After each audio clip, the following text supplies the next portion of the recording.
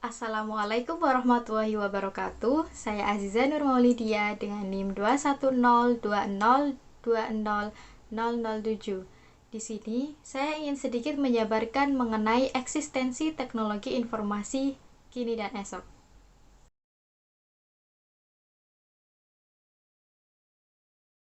Apa itu teknologi informasi?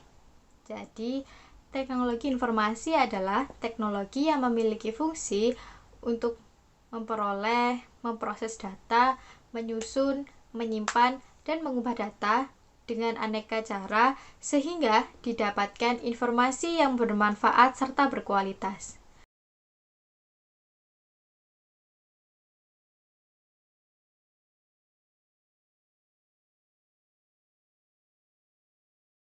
Dan dengan teknologi informasi, membuat hidup manusia menjadi lebih mudah, efisien, dan efektif.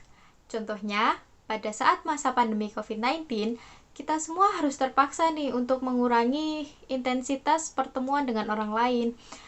Sehingga, satu-satunya cara agar bisa berinteraksi dengan dunia luar, yaitu dengan menggunakan teknologi.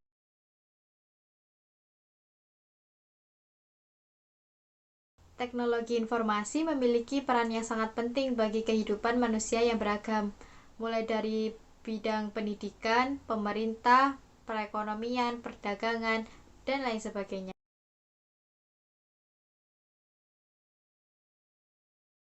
Yang pertama, peran teknologi informasi di bidang keuangan dan perbankan.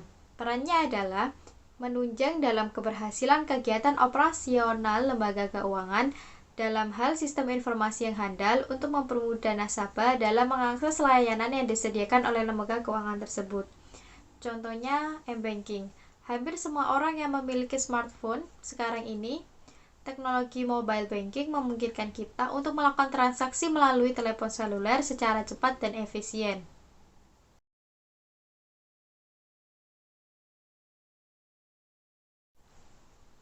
Yang kedua, peran teknologi informasi di bidang perniagaan dan perdagangan.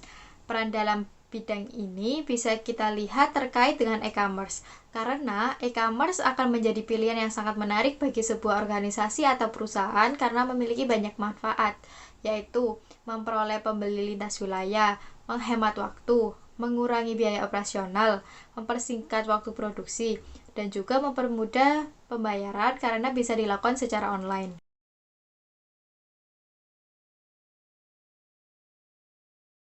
Yang ketiga, peran teknologi informasi di bidang pemerintah. Peran teknologi informasi di bidang ini digunakan untuk meningkatkan hubungan antara pemerintah dan pihak-pihak lain atau bisa disebut dengan e-government. Manfaat e-government yang dirasakan pemerintah dan masyarakat adalah dengan adanya teknologi informasi, maka pelayanan yang didapatkan masyarakat bisa lebih baik. Informasi yang disediakan pun juga lebih akurat dan disediakan selama 24 jam tanpa menunggu kantor buka terlebih dahulu.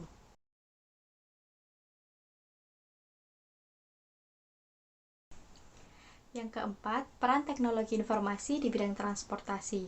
Peran teknologi informasi dalam bidang transportasi adalah saat penggunaan sistem komputer, seperti di ruang pilot yang digunakan untuk mengendalikan pesawat, mulai dari lepas landas, terbang, sampai mendarat.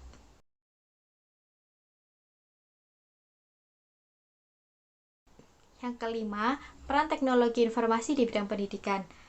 Dalam bidang ini, teknologi informasi berperan sebagai peningkatan produktivitas, yaitu dengan penggunaan teknologi informasi seperti dalam pengolahan gambar, pengolahan angka, dan pengolahan data statistik.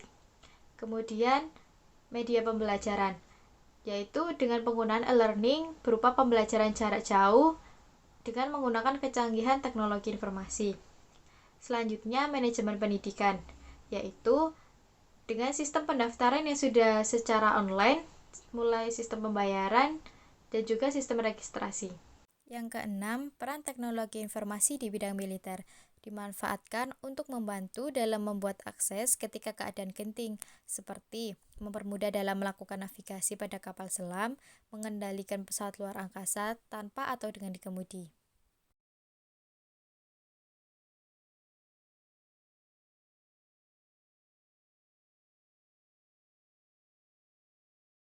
Yang ketujuh, peran teknologi informasi di bidang kedokteran. Berperan saat melakukan diagnosa suatu penyakit dan mengambil gambar semua organ tubuh manusia dilakukan melalui komputer dan juga biasanya dilakukan untuk scan, radiologi, dan juga USG.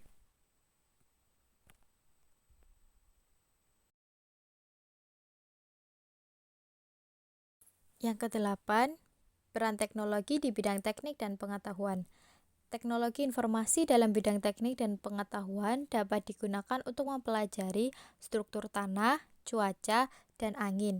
Selain itu, kemajuan teknologi dan informasi juga dapat membantu dalam mengakses dengan mudah melalui jaringan internet.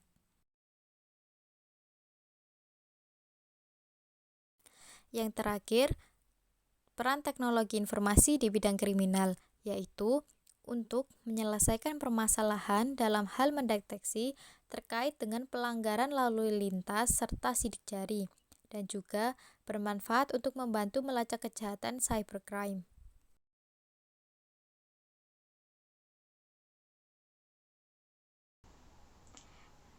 Nah, teman-teman, segala hal itu kan pasti punya kelebihan dan kekurangan. Begitupun dengan teknologi informasi. Berikut kelebihan dan kekurangan teknologi informasi. Yang pertama, mari kita bahas mengenai kelebihan teknologi informasi terlebih dahulu, yaitu tingkat aksesibilitas data yang lebih tinggi. Dengan teknologi informasi digital, maka tingkat aksesibilitas data menjadi lebih tinggi dari sebelumnya. Informasi menjadi lebih mudah dan praktis diperoleh melalui internet tanpa harus datang secara langsung atau membeli buku. Selain itu, aksesibilitas juga diperoleh melalui kemudahan dalam melakukan akses informasi dalam bidang pendidikan, seperti e-learning. Selanjutnya, keutuhan data yang terkirim secara cepat ke tujuan. Misalnya, saat mengirim email, sehingga dengan keutuhan data tersebut dapat menciptakan fleksibilitas dalam pertukaran data. Begitu juga aktivitas mengirim dan menerima data dapat dilakukan secara cepat, tepat, tanpa mengurangi biaya. Kemudian, mendukung perkembangan ekonomi.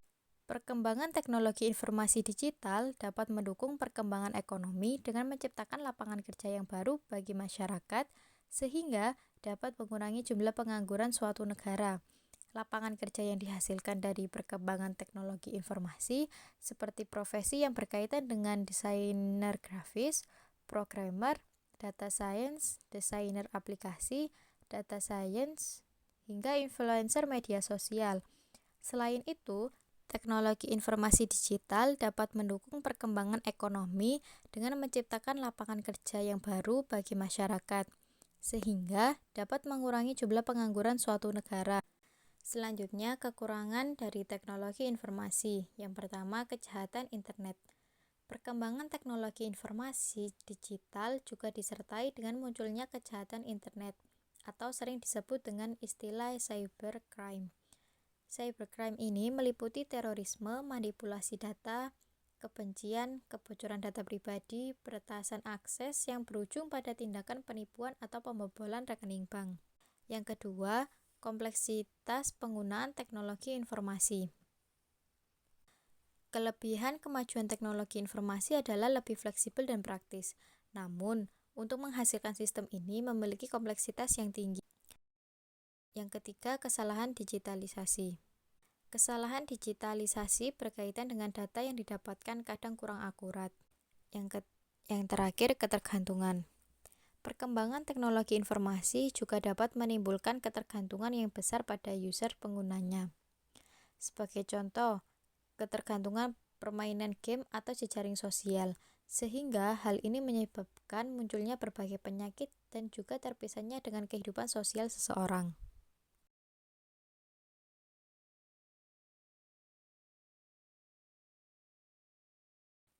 Prediksi kemajuan teknologi.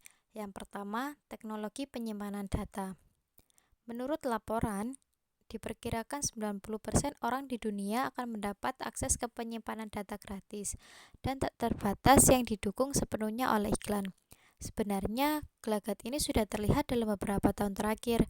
Sejumlah perusahaan telah menawarkan penyimpanan data dengan biaya yang sangat murah, Salah satunya adalah Google yang memberikan akses Google Foto dengan memori tak terbatas. Yang kedua, teknologi sensor.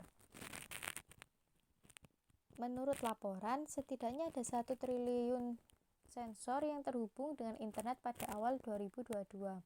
Hampir tiap produk fisik nantinya dapat terkoneksi dengan infrastruktur komunikasi, dan sensor dapat membantu untuk meningkatkan kemampuan perangkat tersebut. Yang ketiga, kehidupan digital. Kehidupan digital yang semakin berkembang pesat membuat manusia memiliki identitas digital pula. Kehadiran internet yang makin meluas dipastikan akan berbanding lurus dengan kehadiran manusia secara digital. Setidaknya pada 2023, lebih dari 80% populasi dunia akan hadir dalam bentuk online. Perusahaan besar seperti Google dan Twitter pun memberikan banyak ruang untuk manusia membuat identitas baru dan menghubungkan banyak orang di dunia dengan internet. Yang terakhir ride sharing. Pada tahun 2025, kebanyakan orang akan menggunakan kendaraan ride sharing daripada kendaraan pribadi. Hal ini terlihat di mana banyak orang sekarang yang senang menggunakan aplikasi semacam GoCar dan GrabCar. Secara tak langsung dapat mengubah cara pandang terhadap transportasi dan kepemilikan kendaraan.